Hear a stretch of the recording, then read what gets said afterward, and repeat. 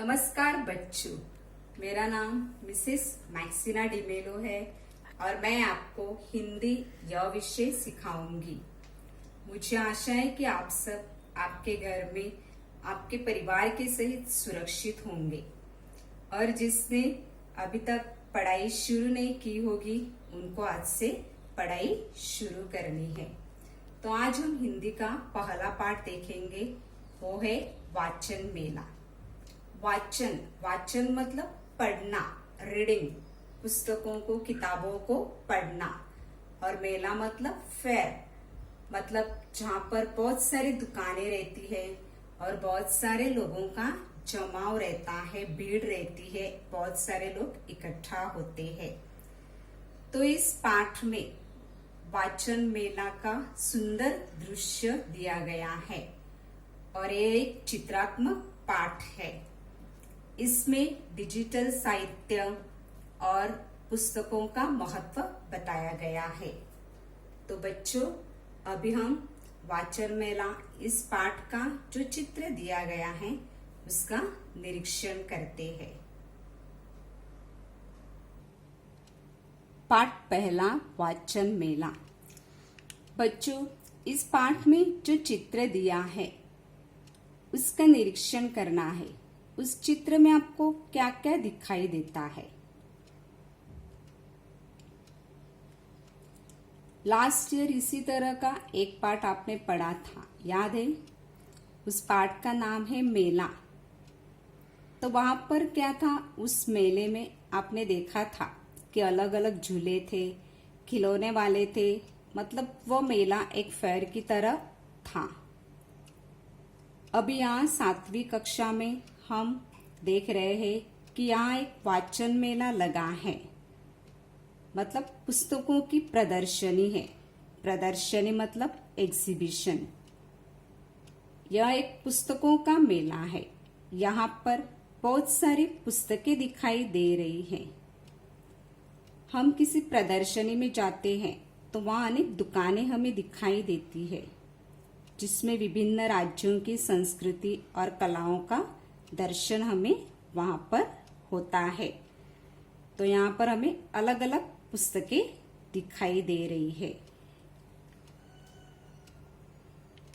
तो इस चित्र में यह जो पुस्तक मेला है वह एक बड़े और खुले परिसर में लगा है। मेले में बहुत से स्त्री पुरुष और बच्चे दिखाई दे रहे हैं।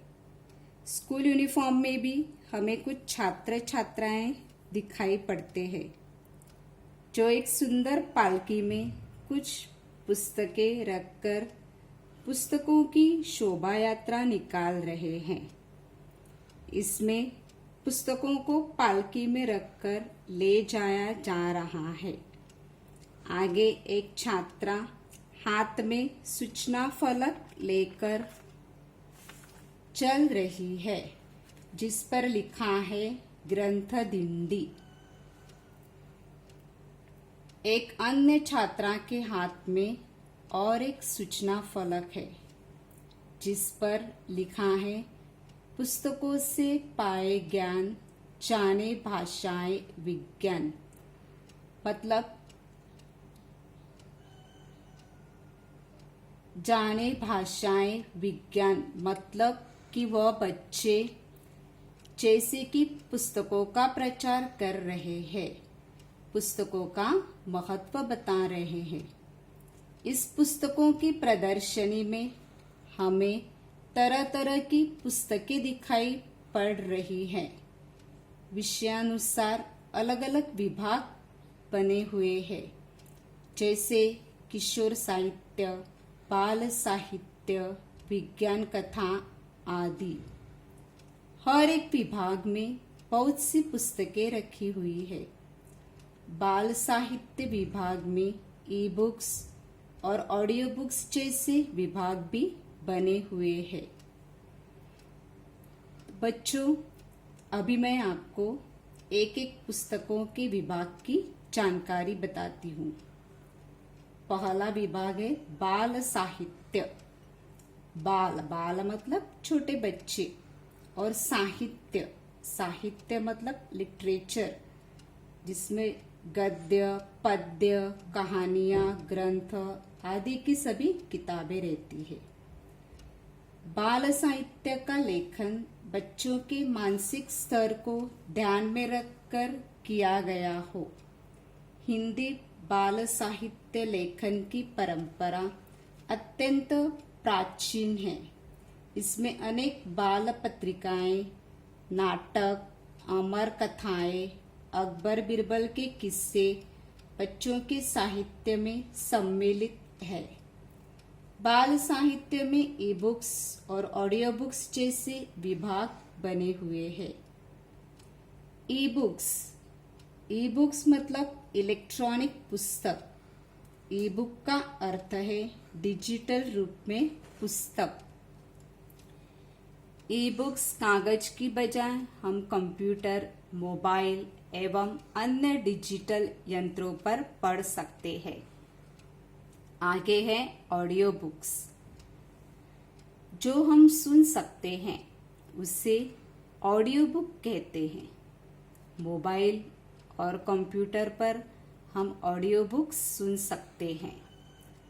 हम कहीं बाहर जा रहे हैं तो हम किताबें साथ में लेकर नहीं जा सकते, लेकिन ऑडियो बुक्स हम मोबाइल के द्वारा बाहर लेकर जा सकते हैं। ई बुक्स और ऑडियो बुक्स विभाग में रखा साहित्य डिजिटल रूप में है। डिजिटल मतलब अंकों से सूचना देने वाला, अंकीय, अंकों में दर्शाने वाला, अंकदर्शी।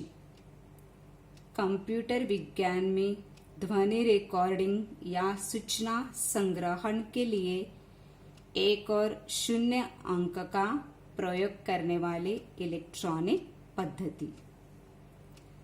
दूसरा विभाग है विज्ञान कथा। विज्ञान मतलब सावधानी पूर्वक और क्रमबद्ध तरीके से किए गए प्रयोगों, परीक्षणों के द्वारा प्राप्त ज्ञान को ही विज्ञान कहते हैं। विज्ञान कथा उपन्यास की एक शाखा है। उपन्यास मतलब नॉवल, जिसमें भविष्य की तकनीक और वैज्ञानिक प्रगति की विशेषता है। अक्सर समाज सावधानी पूर्वक संदेश के साथ समाज पर विज्ञान के प्रभाव की पड़ताल करता है। विज्ञान कथा में नाटक, उपन्यास, लघु कथाएं, अंतरिक्ष यात्रा, समय यात्रा का भी समावेश है। तीसरा प्रकार है किशोर साहित्य। किशोर मतलब नौजवान लड़के लड़कियां। किशोर साहित्य किशोरों की सोच, समझ और रुचि के अनुरूप होता है। किशोर लेखनी हिंदी की एक बाल पत्रिका है। इसका संपादन, प्रकाशन देवेंद्र कुमार द्वारा अपनी किशोरावस्था में किया गया था। पत्रिका के माध्यम में बाल किशोरों के साहित्य में बाल किशोरों की संवेदना को स्थान देने और इसके लिए बाल किशोर रचनात्मकता को बढ़ावा देने के लिए आंदोलन का कार्य आरंभ किया गया। तो बच्चों, यहाँ हमने पुस्तकों के अलग अलग विभागों की जानकारी प्राप्त की है। अभी आगे देखते हैं कि कुछ छात्र छात्राएं यूनिफॉर्म पहनकर एक पालकी में कुछ पुस्तकें रखकर शोभा यात्रा निकाल रही है।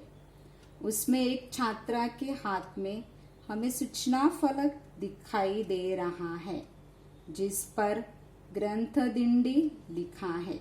दिंडी मतलब जुलूस, ग्रुप।